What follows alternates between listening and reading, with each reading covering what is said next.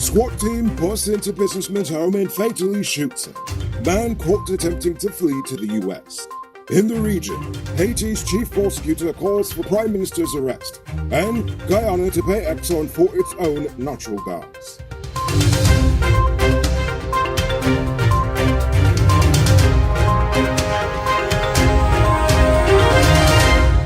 I am Noriko Bulford, and welcome to tonight's edition of Uncut News. Protests erupted in Dartmouth on the Essequibo coast today after members of the police SWAT team shot and killed 29-year-old businessman Orrin Boston during a search of his home around 4:40 this morning.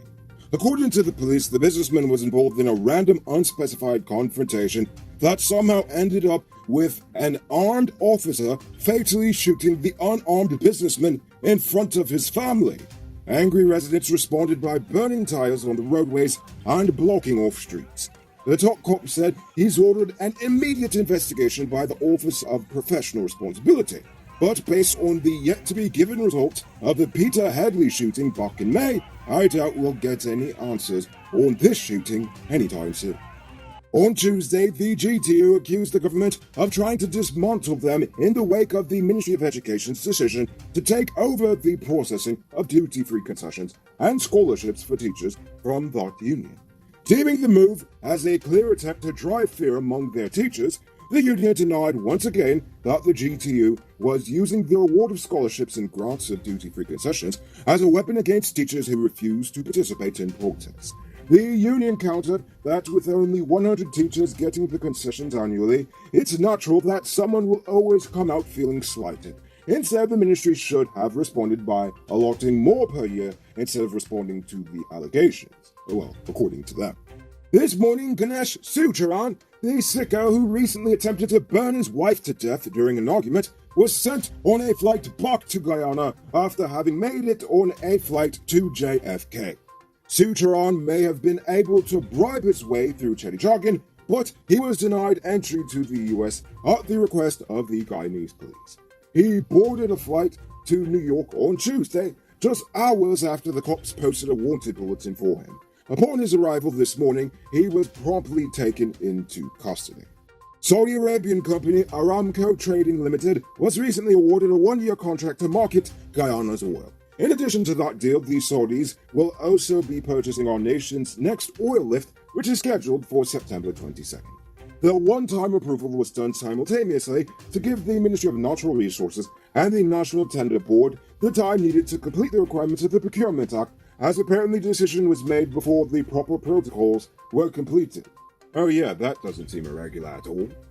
Are you one of the chosen few that benefit from duty-free? If yes, then check out these amazing vehicles that just arrived at Best Buy Auto Sales. This 2016 Toyota Harrier Grand Sport Edition, this 2014 Range Rover Evoque, and this 2016 Lexus RX 200T are all on sale. They are all fully loaded and come with all modern features. Call or WhatsApp 662-0844 for more info, or visit their showrooms at Lot 171 Bidero Street, Queenstown, or Lot 2 Lamar Street, and tell them Noriko sent you to get in on a sweet deal. The Education Ministry says about 1,000 primary school-aged children have dropped out, magnifying concerns over the effect 18 months of no school will have regarding learning losses. Previously, it was reported that some 536 pupils were absent from this year's grade 6 assessment, but it looks like the overall number of absent children goes beyond just these 6th graders. The ministry said they are currently trying to figure out just how the heck they will find and reintegrate these missing children into the education system. The police are currently investigating the circumstances surrounding the death of 24-year-old farmer Kevin Dearbrow of Waruni village upper Berbice River. His body was found in the Berbice River on Tuesday.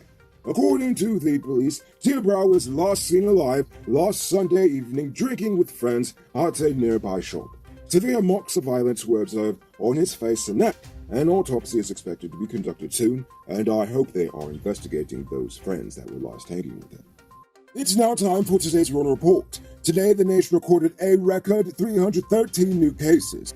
There are now 31 persons in the ICU, 3,300 total active cases around the nation, and the total number of confirmed cases around the nation now stands at 28,547. So please, people, wash your hands frequently. Avoid touching your nose and mouth and mask up before you leave the house. When you do leave home, try to avoid enclosed spaces and large crowds, and remember to give 6 feet of space between you and others. Hey, I'm interrupting this program to let you know that not all truck parts are created equal. Some does work hard without any problems for a long time, while others does make your truck broke down quick and got you running your pockets again. Get genuine high-quality parts from Powered Automotive truck spares and engine parts and extend the life of your repair. They're the authorized dealer in Guyana for Hammer USA products like brake valves, clutch discs, universal bearings, and others.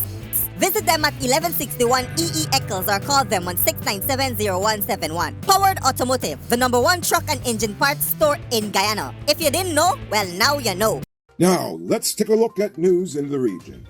Trinidad and Tobago may be facing the expiration of tens of thousands of the Pfizer and AstraZeneca vaccines come November. This comes amid calls from the government and health officials for people to come forward and take the vaccines, as the country still remains some way off from herd immunity. 280,000 doses of the AstraZeneca vaccine, 1.1 million of Sinopharm, 108,000 of Johnson & Johnson, and 305,770 Pfizer vaccines have been received thus far by the nation. But based on current vaccination rates, it seems like over 57,536 doses of the Pfizer and AstraZeneca vaccines will expire in that time, leaving folks with the Sinopharm and the Johnson & Johnson as the only alternatives. Over in Haiti, the nation's chief public prosecutor has asked the courts to charge Prime Minister Ariel Henry as a suspect in the assassination of President Jovenel Moïse, and ordered migration services not to let him leave the country. Prosecutor Bedford Claude said phone records showed Henry twice communicated with a key suspect in Moïse's killing on the night of the crime. That suspect is now on the run. Henry has publicly defended the man in the past. Chenald Augustin, who works in the Prime Minister's communications office, said it did not have an immediate comment. The Premier last week dismissed the charges against him as politicking. And now for our stupid news of the day. You know what I think is stupid? The fact that Guyana is about to pay EXXON to supply us with natural gas from our Liza oil field. Yes, it has been confirmed that the government will have to purchase our natural gas from EXXON in order to power the plant. Sure, it was warned that it wouldn't be free, but what wasn't announced was the fact that EXXON and the government have yet to agree on a specific price, meaning that all the numbers we've received so far about the reduction of production costs are completely based on numbers that have not yet been agreed upon. Gas prices fluctuate daily. It only makes sense for the government to agree on a set price early. But that's not all.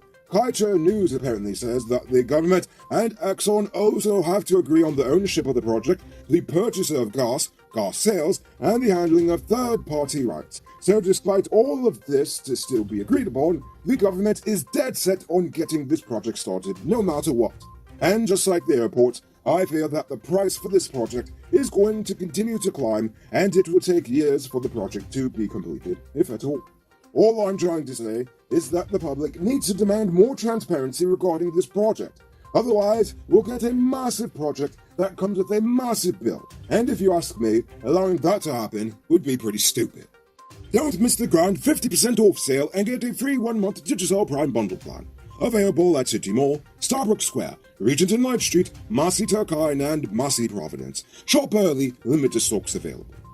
Moving on to our Uncut News Use Poll question of the day. Every day we pose a question about current events in Guyana, the region, the diaspora, and how you feel it relates to us. So you give your responses in the comments and we'll read the best ones in the following episode. Yesterday's question was, does the recent spike in COVID cases make you feel that it's time to change the current health protocols? And if so, how? NG the Atheist says, this is simple. We should enforce mask wearing in public. Persons who are found by the police not wearing masks will be arrested for 24 hours. This should be done in an open field with tents. I believe that enforcing mask wearing will be more effective than vaccines, simply because more than 50% of Guyanese who are eligible to take the vaccines in Guyana will not take it.